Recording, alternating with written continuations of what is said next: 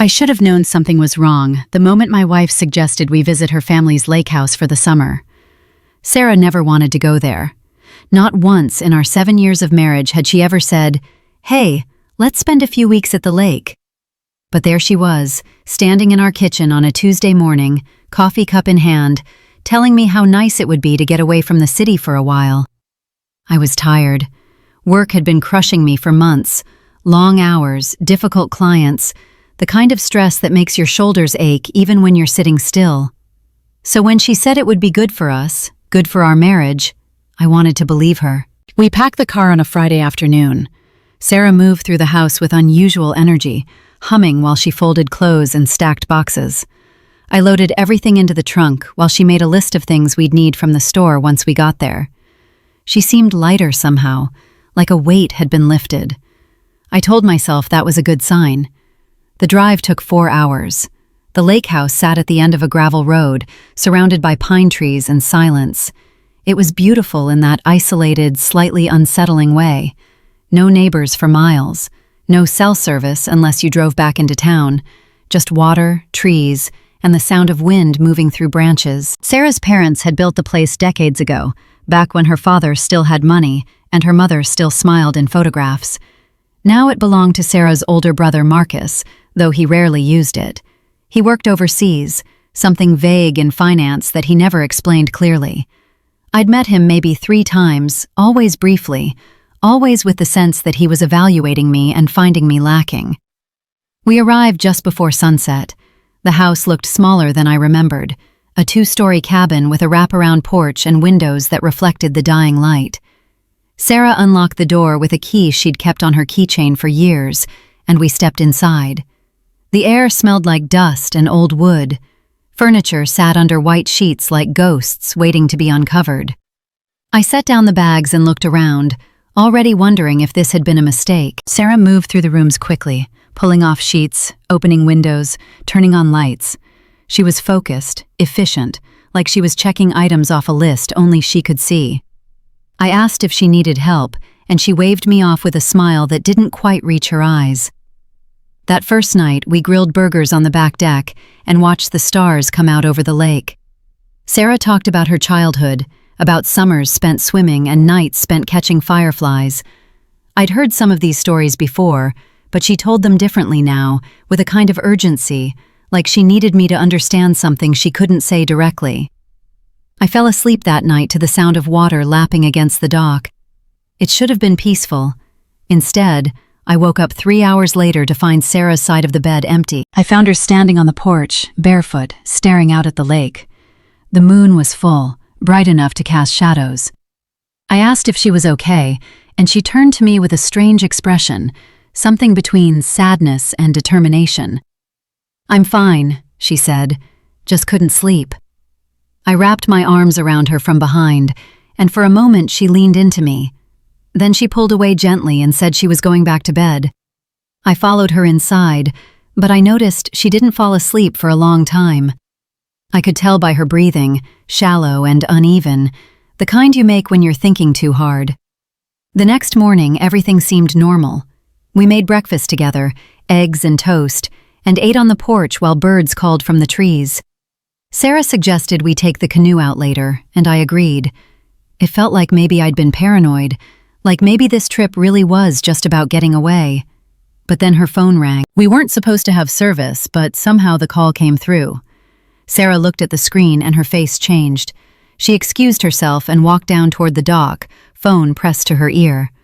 I watched her through the window, saw the way her free hand moved while she talked, sharp gestures, emphasis on words I couldn't hear. When she came back, I asked who it was. She said it was Marcus, just checking in. I nodded, even though something about the way she said it felt wrong. Marcus had never just checked in on anything in his life. That afternoon, we took the canoe out like we'd planned. The lake was glassy and calm, reflecting the sky so perfectly it was hard to tell where one ended and the other began.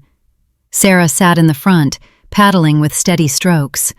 I was in the back, trying to match her rhythm. We were halfway across when she stopped paddling and turned to look at me. "Can I ask you something?" she said. "Of course."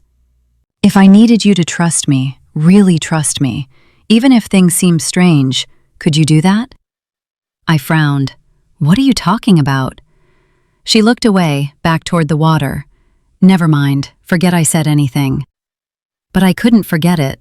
The question hung in the air between us for the rest of the day, heavy and unspoken. That night, Sarah made dinner while I tried to fix the loose railing on the porch. I could hear her moving around the kitchen, the sound of pots clanging, water running. I was focused on tightening a screw when I heard voices. I looked up. Through the kitchen window, I could see Sarah talking to someone.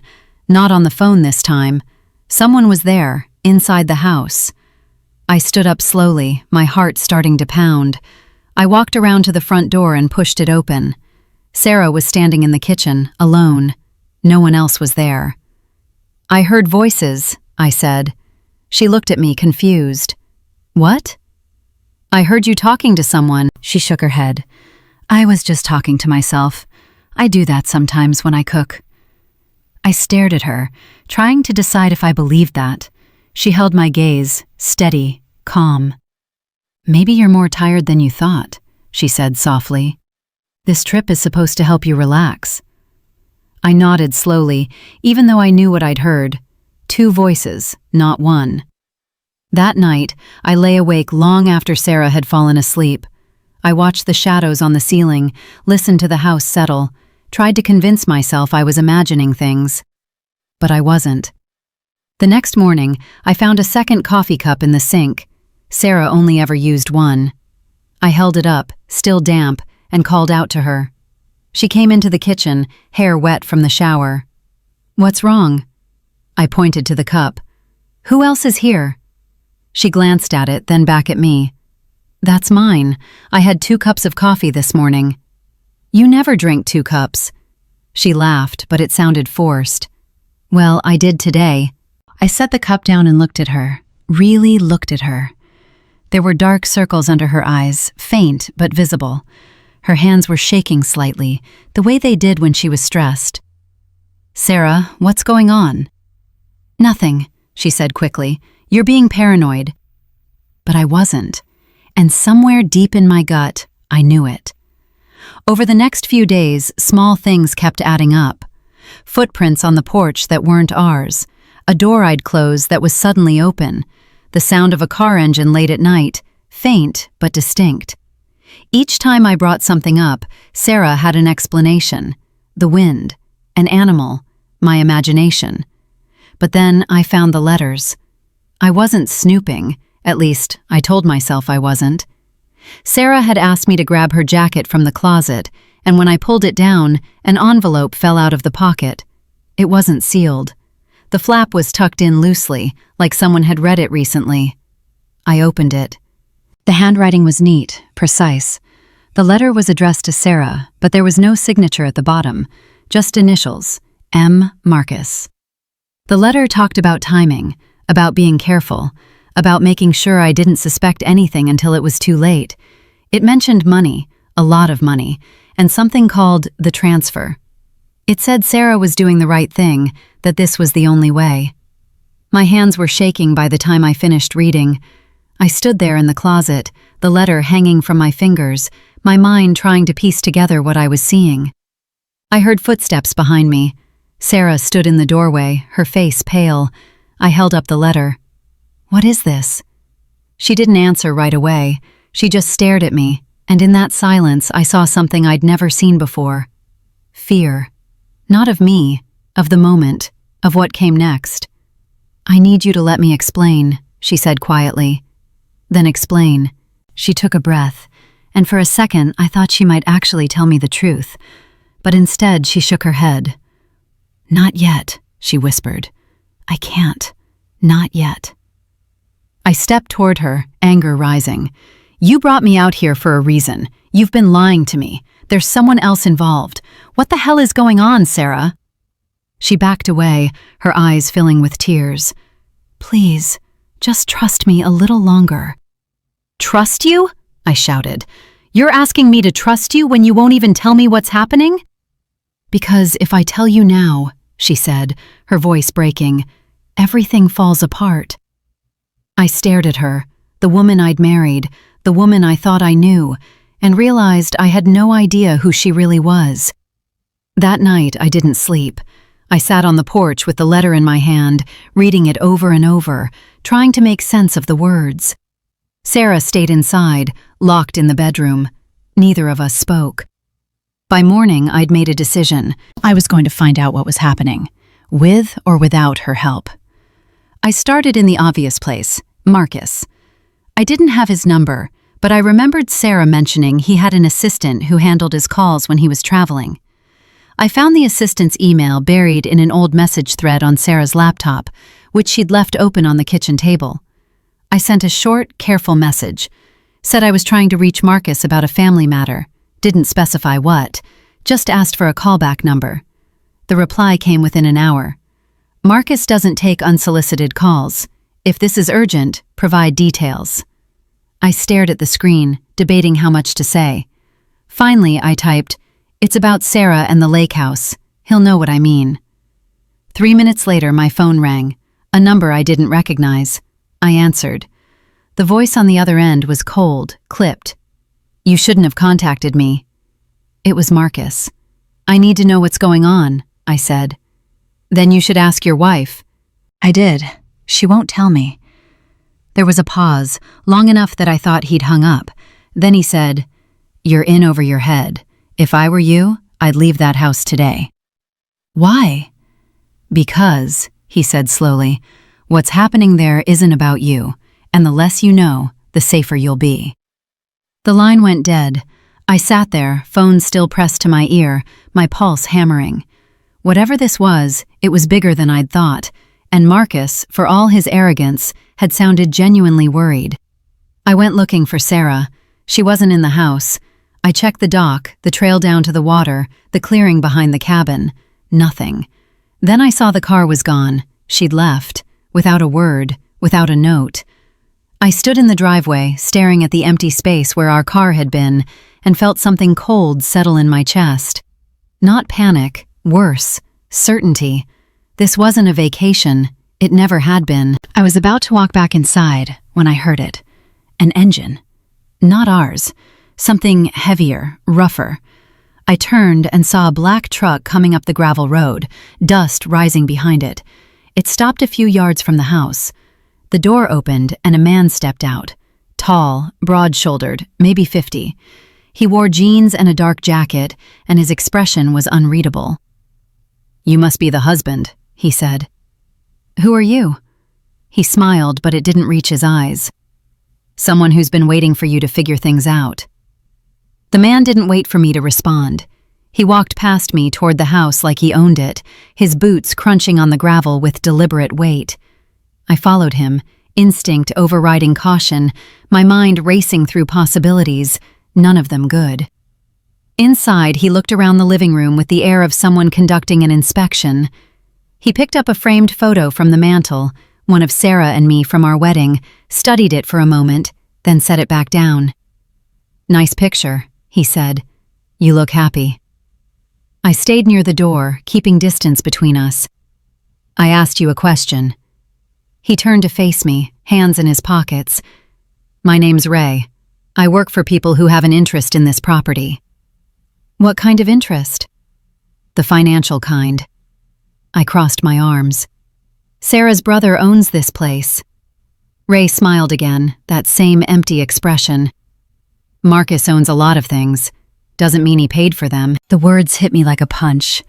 I thought about the letter, about the mention of money, about the way Sarah had been acting. The pieces were starting to form a shape I didn't want to see. "What does that have to do with me?" I asked. Ray walked over to the couch and sat down, making himself comfortable. "That depends on how much your wife told you." "She didn't tell me anything." "Smart woman." I stepped forward. "Look, I don't know what's going on here, but I'm not part of whatever this is." Ray tilted his head, studying me. "You became part of it the moment you married her." My stomach turned. "What are you talking about?" He leaned back, draping one arm over the couch. "Marcus borrowed money, a lot of it. The kind of money that comes with expectations. When he couldn't pay it back, he offered collateral. This house." Ray nodded. "Among other things." I swallowed hard. So what? He defaults, you take the property. What does that have to do with Sarah and me?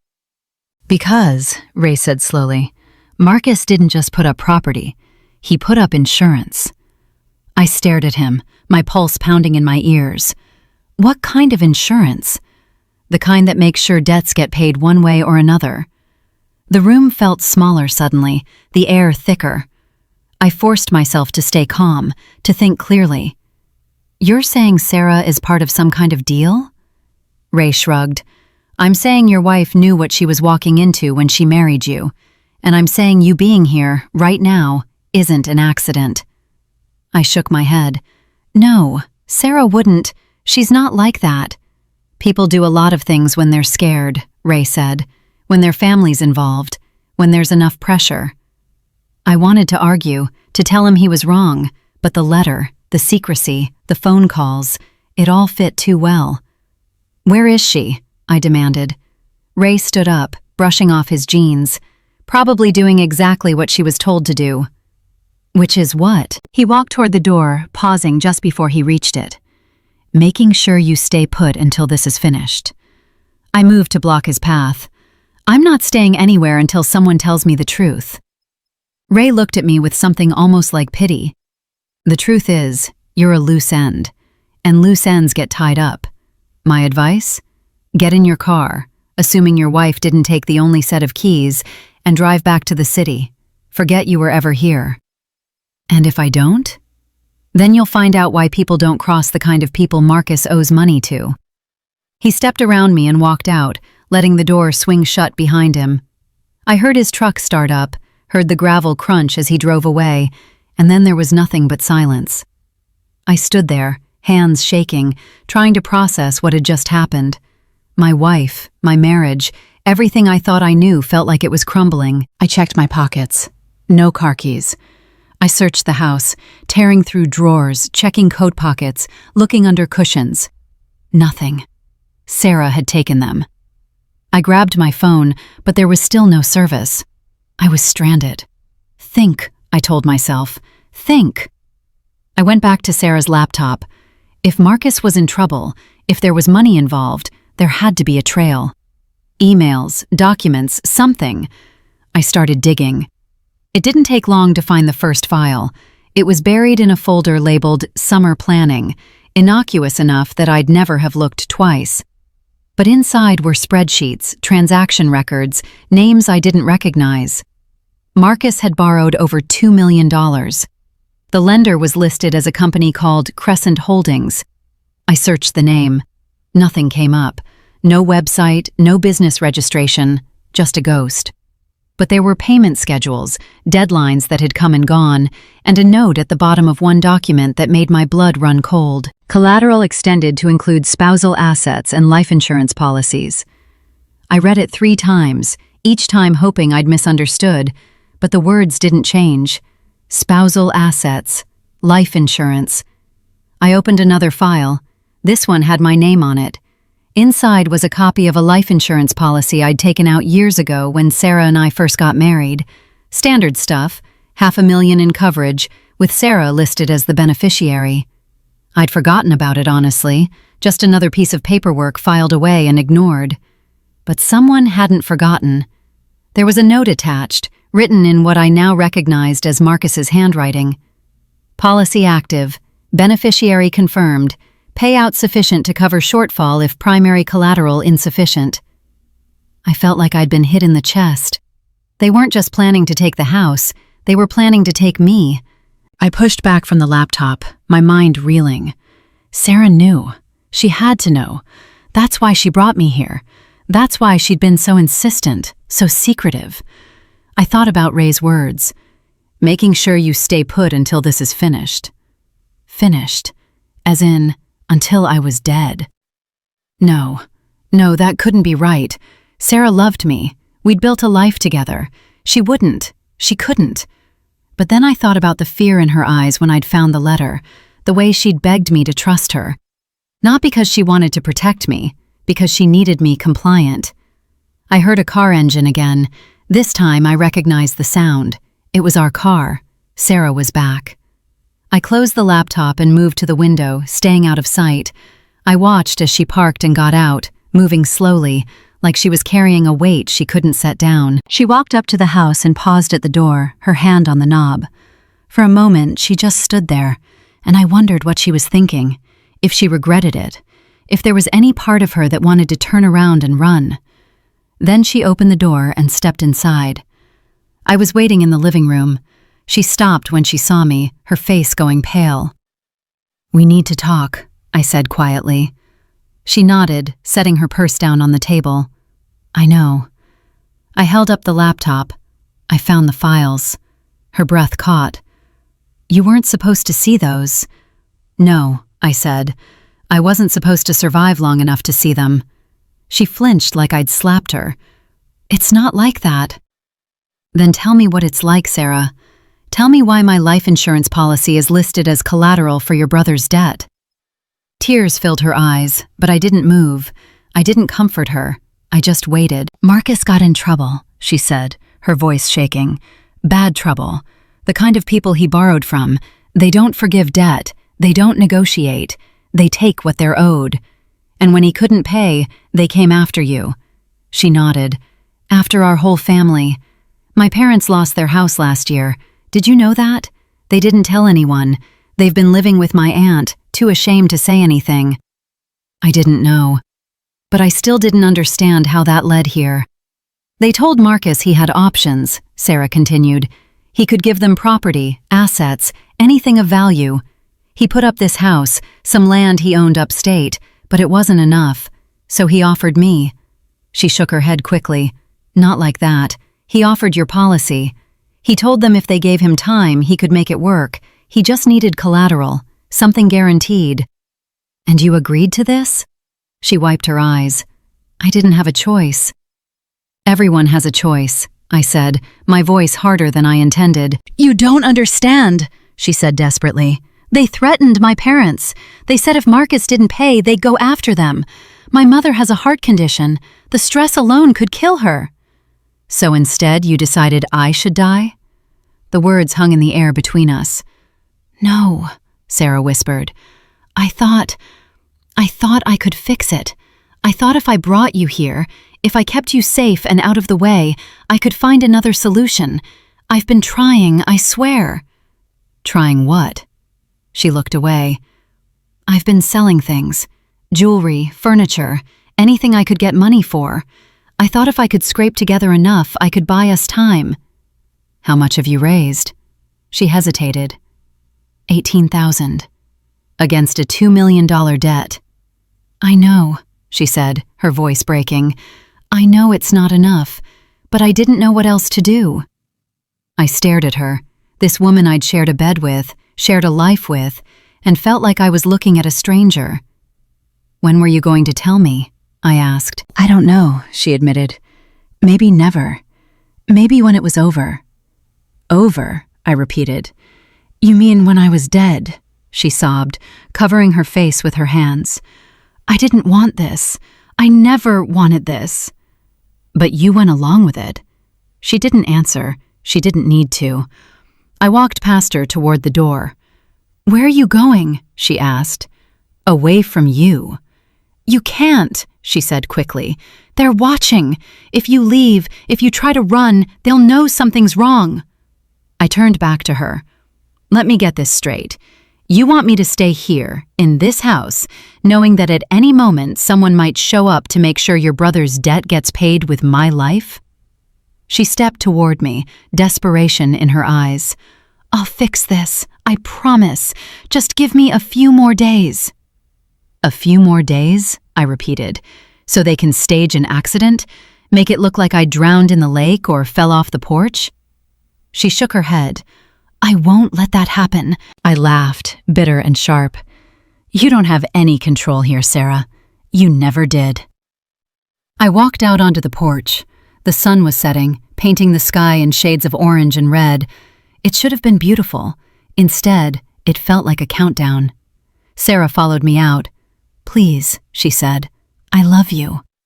I looked at her. "If you loved me, you would have told me the truth from the beginning." I was scared. "So was I," said. And now I'm terrified, because the person I trusted most in the world just told me she's been planning my death. That's not fair. Isn't it? She opened her mouth, then closed it. We stood there in silence, the weight of everything unsaid pressing down on us. Finally, I spoke. I'm leaving in the morning, with or without the car keys. If you leave, they'll come after you, she said. Then I'll take my chances. I went inside, grabbed a blanket from the closet, and locked myself in the spare bedroom. I didn't sleep. I couldn't. Every sound made me jump. Every creak of the house set my nerves on edge. But morning came, and I was still alive. I found Sarah in the kitchen, making coffee. She looked like she hadn't slept either. I need the keys, I said. She slid them across the counter without a word. I picked them up, surprised. You're just going to let me go? She met my eyes. If you stay, you die. If you go, maybe you have a chance. What about you? She smiled sadly. I made my choices. Now I have to live with them. I wanted to say something, to offer forgiveness or understanding, but I couldn't. The betrayal was too deep, too raw. I walked out to the car, threw my bag in the back, and started the engine. As I drove down the gravel road, I looked in the rearview mirror. Sarah was standing on the porch, watching me leave, and for just a moment, I saw the woman I'd married, the woman I'd loved. Then the trees swallowed the house, and she was gone. I made it 10 miles before I saw the truck. It was the same black truck from before, parked on the side of the road, blocking my path. Ray stepped out, along with another man I didn't recognize. I slammed on the brakes. Ray walked up to my window, tapping on the glass. I rolled it down slowly. Going somewhere? He asked. Away from here. He shook his head. Can't let you do that. I gripped the steering wheel. You don't own me. No, he said, but we own your debt, and until it's settled, you don't go anywhere. The other man moved around to the passenger side. I realized with a jolt of fear that I was surrounded. Get out of the car, Ray said. No. He sighed, then pulled out a gun, not pointing it at me, just letting me see it. Get out of the car, he repeated. My hands were shaking, but I opened the door and stepped out. Ray looked me over. You've made this a lot harder than it needed to be. I didn't make anything hard, I said. I just found out my wife was setting me up to die. Ray shrugged. That's marriage for you. The other man grabbed my arm. I tried to pull away, but his grip was iron. What are you going to do? I asked, hating how my voice shook. Ray put the gun away. We're going to take you back to the house, and you're going to stay there until this is done. And if I refuse? He smiled. Then we do this the hard way. They forced me into the truck. The other man drove my car. We went back down the road, back toward the lake, back toward the house where Sarah was waiting. When we arrived, she was still on the porch. Her face crumpled when she saw me. I told you not to run, Ray said as he pulled me out of the truck. Sarah stepped forward. Please, he doesn't have to be part of this. Ray looked at her. He's been part of this since the beginning. You made sure of that. She flinched. I'll find another way. Just let him go. There is no other way, Ray said flatly. The debt is due. Either it gets paid or people start disappearing. He shoved me toward the house. I stumbled, catching myself on the railing. Sarah reached for me, but I pulled away. Don't touch me, I said. She started crying and I felt nothing. No sympathy, no anger, just emptiness. Ray's partner tied my hands with zip ties and pushed me into a chair in the living room. Sarah stood nearby, wringing her hands. How long? I asked Ray. He checked his watch. 24 hours, maybe less. And then what? He didn't answer. He didn't need to. Sarah sank onto the couch, her face in her hands. I watched her cry and wondered if any of it had ever been real. Night fell. Ray and his partner took turns keeping watch. I sat in that chair, hands bound, mind racing through every possible escape and finding none. At some point, Sarah came over and knelt beside me. I'm sorry, she whispered. I'm so sorry. I looked at her. Sorry doesn't fix this. I know. Then why say it? She didn't have an answer. The hours crawled by. I dozed off once or twice, only to jerk awake, heart pounding. Each time I saw Ray watching me from across the room, patient and cold. Then, just after midnight, something changed. There was a noise outside. Not loud, just a soft thud, like something heavy hitting the ground. Ray stood up, alert. His partner moved to the window. "What was that?" Ray asked. The partner shook his head. "I don't know." Ray pulled out his gun. "Stay here. Watch him." He went outside. I heard his footsteps on the porch, then silence. Minutes passed. He didn't come back. The partner looked nervous now. He moved toward the door, gun raised. "Ray?" he called out. No response. He stepped onto the porch. And then there was a sound like a branch snapping, and he fell. Sarah gasped. I stared at the open door, my heart hammering. Someone stepped into the doorway. It was Marcus. I was about to walk back inside when I heard it. An engine, not ours, something heavier, rougher. I turned and saw a black truck coming up the gravel road, dust rising behind it. It stopped a few yards from the house. The door opened, and a man stepped out. Tall, broad-shouldered, maybe 50. He wore jeans and a dark jacket, and his expression was unreadable. "You must be the husband," he said. "Who are you?" He smiled, but it didn't reach his eyes. "Someone who's been waiting for you to figure things out." Marcus looked different than I remembered. Thinner, harder, like something had been stripped away and left only sharp edges. He stepped over the unconscious body of Ray's partner without looking down, his eyes fixed on Sarah. She stood up slowly, her face pale. "Marcus, what are you doing here?" He didn't answer right away. He walked into the room, checked the windows, then looked at me. His expression was unreadable. "Fixing my mistake," he said finally. Sarah moved toward him. "You can't be here. If they find out you interfered, if they think you're trying to back out of the deal." "There is no deal anymore," Marcus interrupted. "I ended it." "How?" He pulled a thick envelope from his jacket and tossed it onto the coffee table. Sarah picked it up with shaking hands, opened it, and pulled out what looked like legal documents. "I paid them," Marcus said. "Every cent, plus interest." Sarah stared at the papers. "With what? You didn't have any money left." "I found it," he said simply. She looked up at him, confused and scared. "What does that mean? What did you do?" He walked over to me and pulled a knife from his pocket. I tensed, but he just cut through the zip ties. My hands came free, wrists aching. "It means I did what I should have done from the beginning," Marcus said. "I took responsibility." I rubbed my wrists, watching him carefully. "Where did you get $2 million? He met my eyes. "I sold everything. The properties overseas, the investment accounts, the trust fund our parents set up. I liquidated it all." Sarah's voice was barely a whisper. "That was your future, your security." Marcus laughed, bitter and sharp. "My future? I mortgaged my future the moment I borrowed from those people. This was just paying the bill." She started crying again, but differently this time. Relief mixed with something else, maybe guilt, maybe grief. I stood up slowly, my legs unsteady. "So it's over?" Marcus nodded. "The debt is cleared. The contracts are void. They have no claim on any of us anymore." I looked at Sarah. "And the life insurance policy?" "That was never real leverage," Marcus said. "They were using it as a scare tactic, making you think you were in danger so you'd stay put and not cause problems.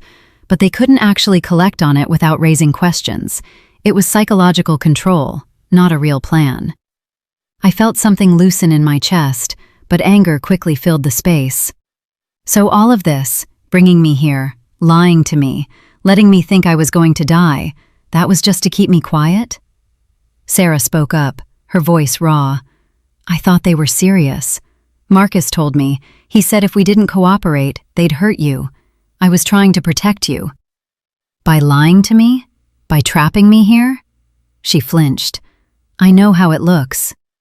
"You don't know anything," I said, my voice rising. "You made me a prisoner. You watched me suffer. You let me believe my own wife wanted me dead. I didn't want that, she said desperately. I never wanted that. But you did it anyway. Marcus stepped between us. This isn't helping. What's done is done. The important thing is you're both safe now. I turned on him. You don't get to play hero here. You started this. You borrowed money you couldn't pay back, and then you dragged your sister and me into your mess. His jaw tightened. You're right. I did. And I'll have to live with that.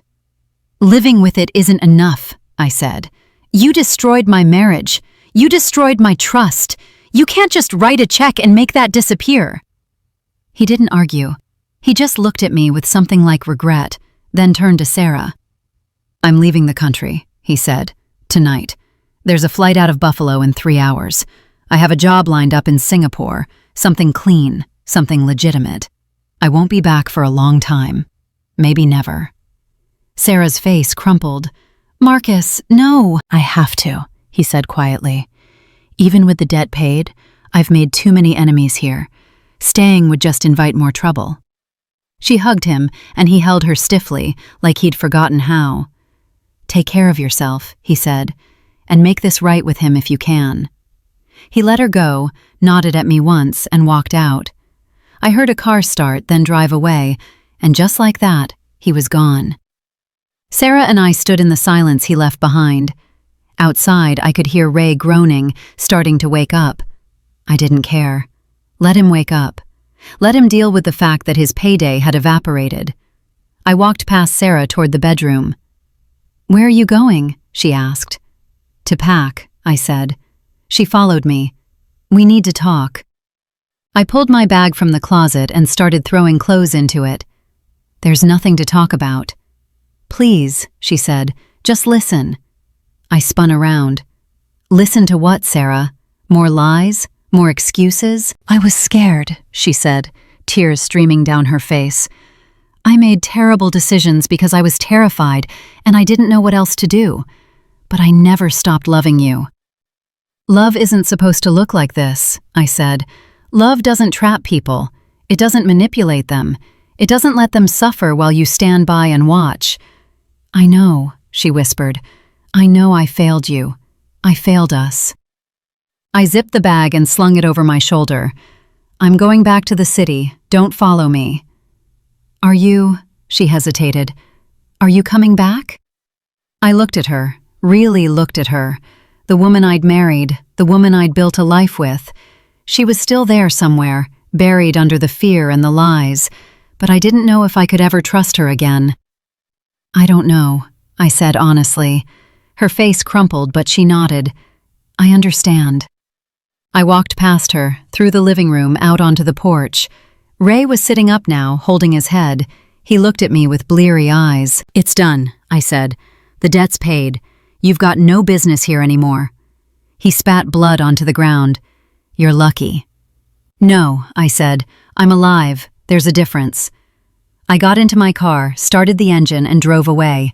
This time, no one stopped me. The drive back to the city took 4 hours, but it felt like days. My mind wouldn't stop replaying everything, the lies, the fear, the moment I'd realized my own wife had been complicit in a plan that could have killed me. By the time I reached our apartment, the sun was rising. I parked on the street and sat there for a while, staring at the building we'd called home for 5 years.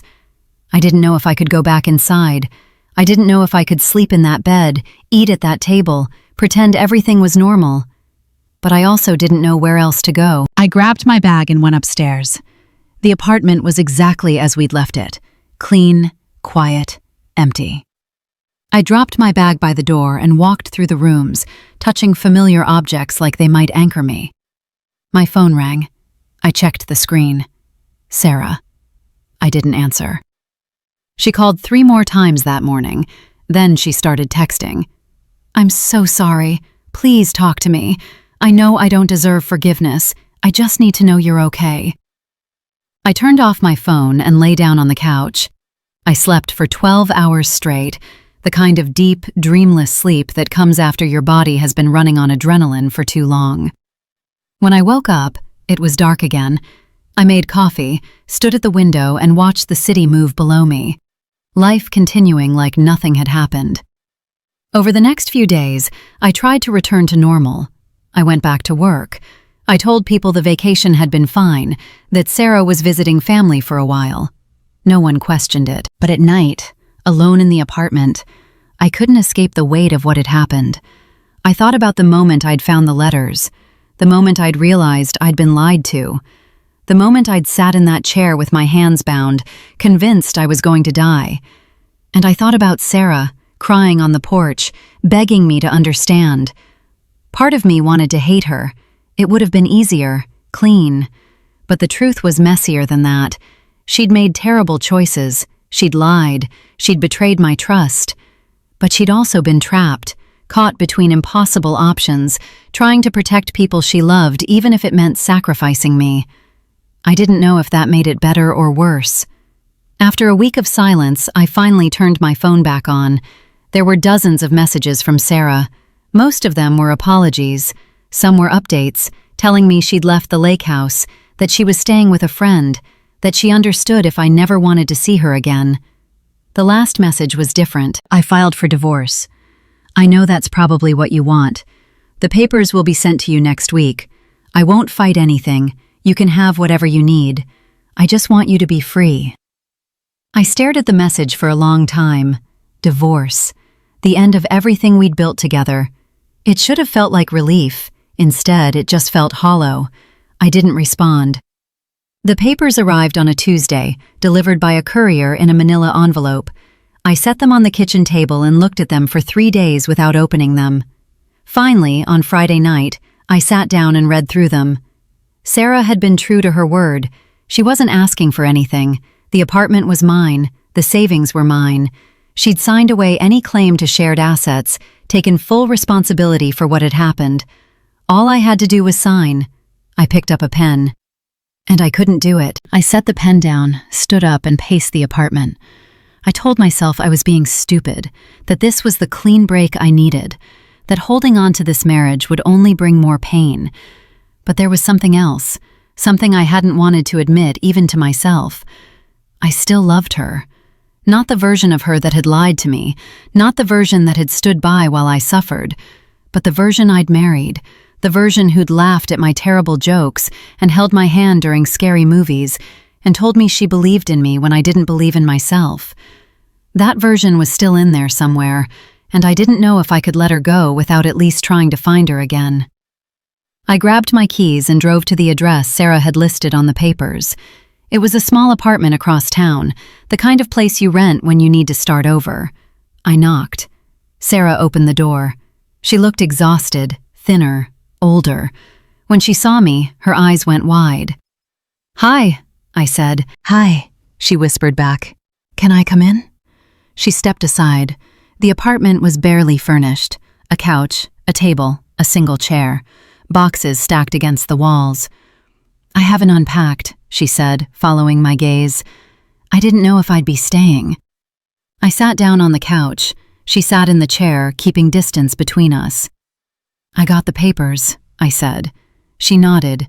"I meant what I said. You don't owe me anything." "I know." Silence stretched between us. "I'm not signing them," I said finally. She looked up, confused. "What?" "I'm not signing the divorce papers. Not yet." "Why not?" "Because," I said slowly, "I need to know if there's anything left worth saving."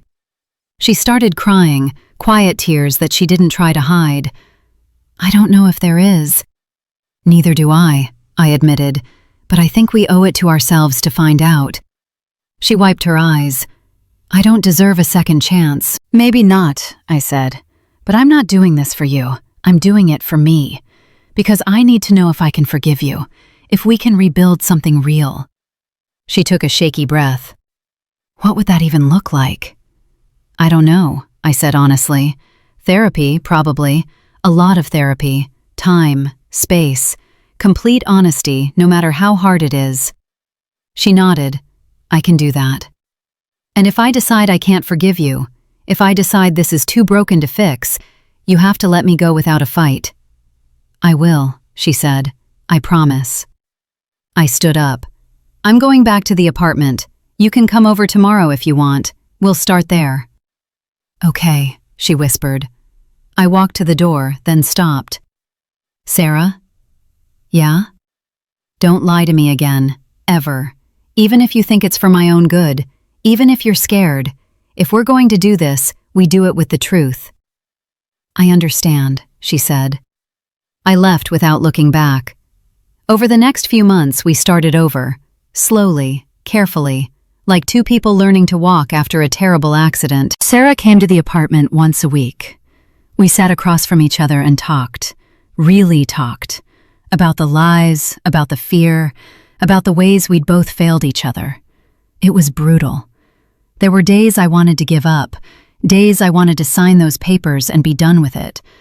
But there were also days when I saw glimpses of the woman I'd married, when her laugh sounded real again, when I remembered why I'd loved her in the first place. We started seeing a therapist together. Dr. Brennan was patient, firm, and didn't let either of us hide behind excuses. Trust is rebuilt through action, not words, she told us. Sarah, you have to prove through consistent behavior that you're trustworthy. And you, she said, turning to me, have to be willing to risk being hurt again if you want this to work. It was the hardest thing I'd ever done. But slowly, painfully, we started to find our way back to each other. 6 months after I'd driven away from the lake house, Sarah moved back into the apartment. Not permanently, just a trial. We slept in separate rooms. We had boundaries, rules, things we'd agreed on in therapy. It wasn't perfect. There were still moments of doubt, flashes of anger, nights when I lay awake wondering if I was making a mistake. But there were also good moments. Mornings when we made breakfast together, evenings when we watched movies on the couch. Small, ordinary moments that felt like miracles. One night, about a year after everything had happened, we were sitting on the balcony, watching the city lights. "Do you think we'll ever really get past this?" Sarah asked quietly. I thought about it. I don't know if we get past it. I think we just learn to carry it differently. She reached for my hand. I stopped myself from pulling away and let her take it. "I'm grateful," she said, "that you gave me this chance, that you didn't give up on us." I squeezed her hand. I almost did, 100 times. "But you didn't." "No," I said, "I didn't." We sat there in silence, holding hands, two people who'd been broken and were trying to figure out how to be whole again. It wasn't the ending I'd imagined when I'd stood on that porch a year ago, scared and betrayed and alone. But it was real, and maybe that was enough. Marcus never came back. Sarah heard from him occasionally, emails from different countries, different time zones. He was doing okay, he said, building a new life, trying to be better. I hoped that was true. As for Ray and the people Marcus had owed money to, we never heard from them again. The debt was settled, the contracts burned, the connections severed. Sometimes I wondered if they'd moved on to the next desperate person, the next family in crisis. But that wasn't my problem anymore. My problem was learning to sleep through the night without nightmares, learning to trust my wife again, learning to forgive her, and maybe, more importantly, learning to forgive myself for wanting to. It wasn't a perfect redemption. There was no dramatic moment where everything became okay, just small steps forward, small victories, small moments of grace. 2 years after the lake house, Sarah and I renewed our vows. Not a big ceremony, just us and a justice of the peace and a promise to do better this time. I meant it. I think she did too. We sold the lake house. Neither of us could stand the thought of going back there. The memories were too heavy, too dark. We used the money to take a real vacation, the kind with no secrets, no lies, just two people trying to remember what it felt like to be happy. And on a beach thousands of miles from that lake, I watched Sarah laugh at something ridiculous, watched the sun catch her hair, and felt something I hadn't felt in a long time. Hope, not certainty, not the naive confidence I'd had before, but hope. The kind that acknowledges the scars and chooses to keep going anyway. I don't know if that makes me strong or foolish. Maybe both. But it's my choice. my life, my marriage to save or to lose. And for the first time in a long time, I felt like I was the one deciding. If you're listening to this and you've ever been betrayed by someone you love, I want you to know something. Forgiveness isn't weakness, but it also isn't obligation. You get to decide what's right for you. You get to choose whether to stay or go, whether to rebuild or start over. There's no right answer, just the answer that lets you sleep at night. For me, that answer was giving Sarah a second chance, not because she deserved it, but because I needed to know if we could become something better than what we'd been. It's been 3 years now. We're still together, still working on it, still learning. Some days are harder than others. Some days I remember the fear, the betrayal, the feeling of sitting in that chair with my hands bound. But other days, I remember why I fell in love with her, and I hold on to that, because in the end, that's all any of us can do. Hold on to the good, work through the bad, and hope that love, real love, is stronger than the mistakes we make. I'll leave you with this. Life is messy, people are complicated, and sometimes the hardest decision isn't whether to stay or go, but whether you're brave enough to try again.